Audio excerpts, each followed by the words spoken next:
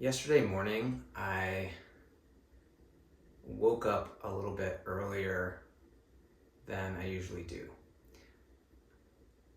It's kind of a funny way to say it. I didn't deliberately wake up earlier than I usually do. I just found myself awake. Maybe not awake, not asleep. Usually a little bit earlier than I usually find myself not asleep in the morning. And it was kind of a funny decision that I had to make. Wasn't really enough time to go back to sleep because by the time I got back to sleep, it'd be time to get out of bed, my usual wake up time. So I decided to just get up and go about my normal routine. So I was not asleep, but my eyes were not open yet. So the first thing I did was I opened my eyes. And then I got out of bed, and usually the first thing I do, after I'm out of bed is to get my morning walking clothes on because I like to take a walk in the morning. And walked downstairs, and my dog Clancy was already up. You can hear it instantly when I'm out of bed, and he was shaking and wagging his tail, and he does this sort of little bow stretch thing, and he's usually very excited because the first thing that happens when I come downstairs is I feed him his breakfast. So I fed Clancy his breakfast, and as I put his food bowl down usually and he comes in and starts to eat, I'll grab his water bowl and change his water out, get him some fresh water. And then I start to walk downstairs because I know that Clancy's probably gonna take a couple of minutes, maybe less, to eat his breakfast, and then he's gonna wanna go out. So I make my way downstairs and I put my shoes on. And sure enough, by the time I got my shoes on, he's already walking down the stairs. And then I took him for his walk. And my eyes were open, and I wasn't asleep, but I wouldn't say I was quite awake yet. Oh, I forgot one thing.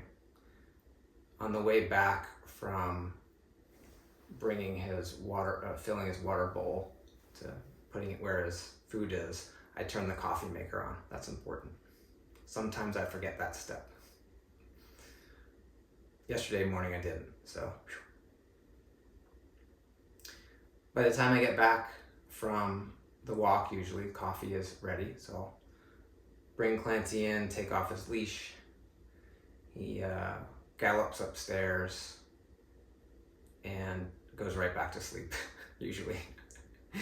And I pour myself a cup of coffee. Yesterday I put it in my little travel mug that I like to take on my morning walks, and then I took myself for a walk. And usually for the first 5-10 minutes of the walking, I'm kind of still, my eyes are open, I'm kind of like half awake, alert enough that I cannot bump into things, not get hit by cars.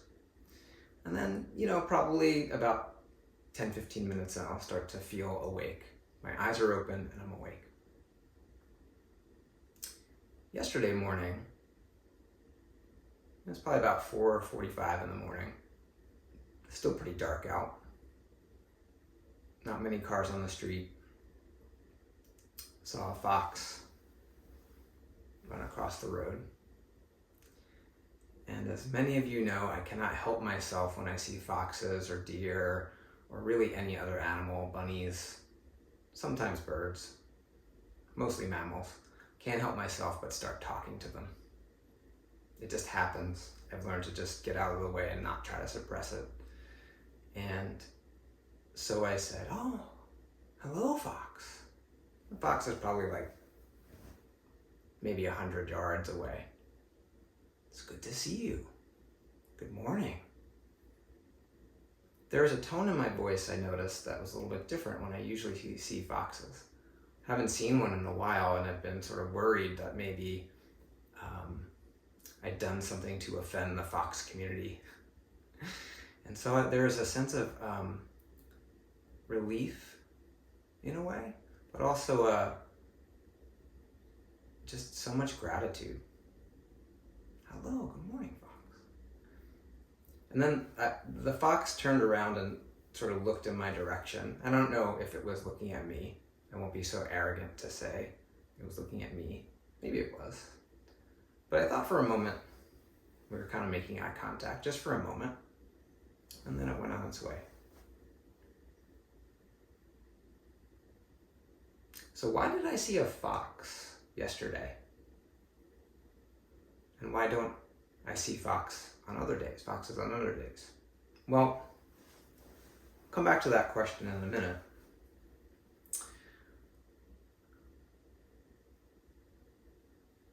But I think it's worthwhile considering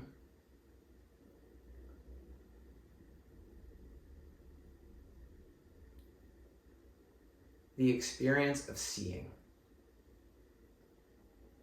and the relationship between seeing and being awake. Now, in a lot of Buddhist traditions, meditation traditions, the practice itself is about, sort of looking really deep inwardly. And so closing your eyes, assuming an upright posture, breathing deeply and focusing and concentrating, and looking really, really deeply inwardly to find the truth. Well, our practice, Zazen, is a little bit different. We keep our eyes open. And that might seem like a small detail, but it is a very important part of Zazen practice. Just want to point a few things out that you might have already noticed, but maybe haven't sort of taken much stock in. Master Dogen titled his master work Shobo Genzo, he used the term, the title Shobo Genzo, to refer to his collections of writings. Shobo Genzo means treasury of the right dharma eye.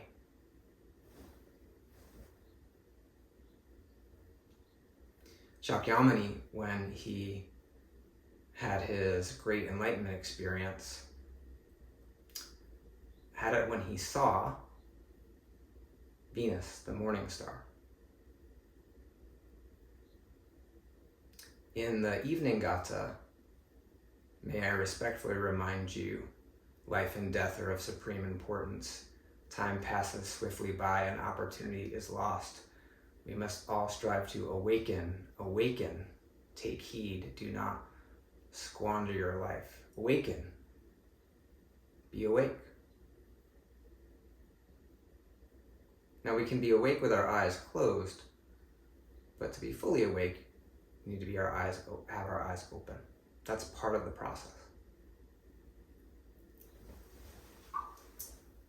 This is a very small version of the wooden drum that we have in our zendo, and a very, very small version of the wooden drum compared to the one they have in monasteries in Japan, called a mokugyo, which means wooden fish. Now, you might be wondering, why a wooden fish? Well, fish never close their eyes. Fish are a symbol of enlightenment. Always eyes open. But eyes open isn't enough. We also have to be awake with our eyes open.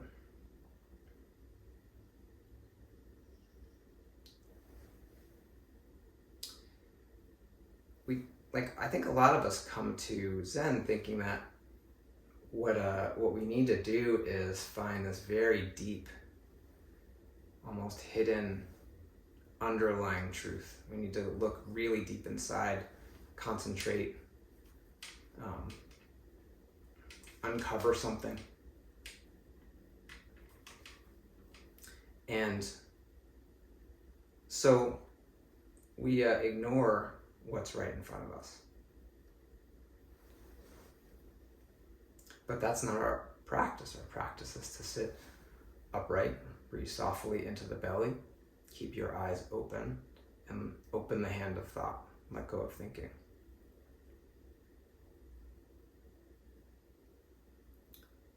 The entire moon is reflected in one single dewdrop.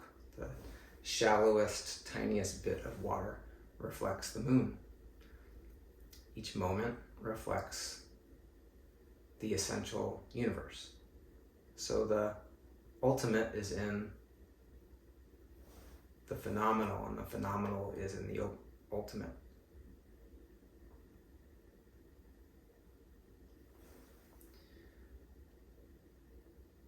Keeping our eyes open, practically, in Zazen, makes it really clear when we are caught up in thinking and when we are noticing and allowing thought to be there but not caught up in thought.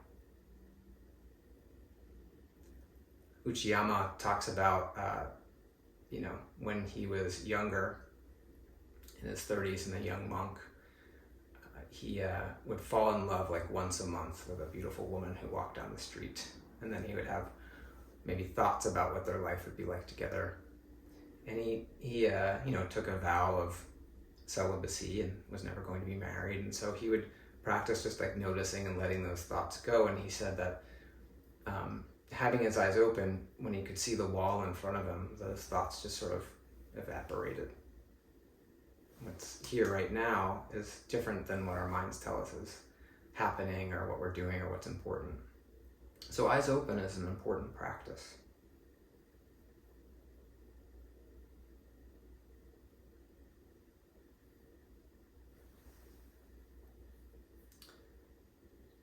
You might think you're missing out on something if you haven't had a super deep Kensho experience. But there's nothing hidden. Even an experience like that is just an experience. It comes and goes. And if you're aware of it and you're experiencing it in that moment, that's your reality. And in the next moment, it's gone. And if you're thinking about it, you're just caught up in thoughts about that experience.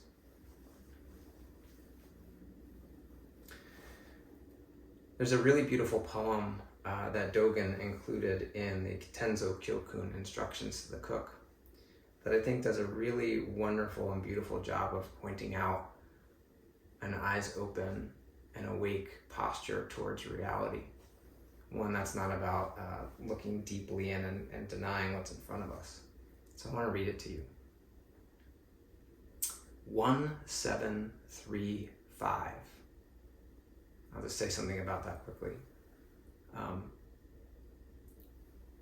Earlier on in the text, he talks about practice and says it's 1, 2, 3, 4, 5, then 6, 7, 8, 9, 10.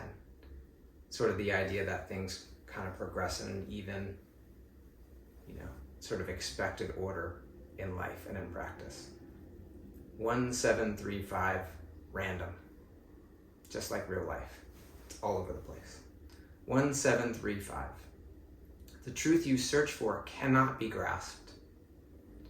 As night advances, a bright moon illuminates the whole ocean. The dragon's jewels are found in every wave. Looking for the moon, it is here in this wave and in the next.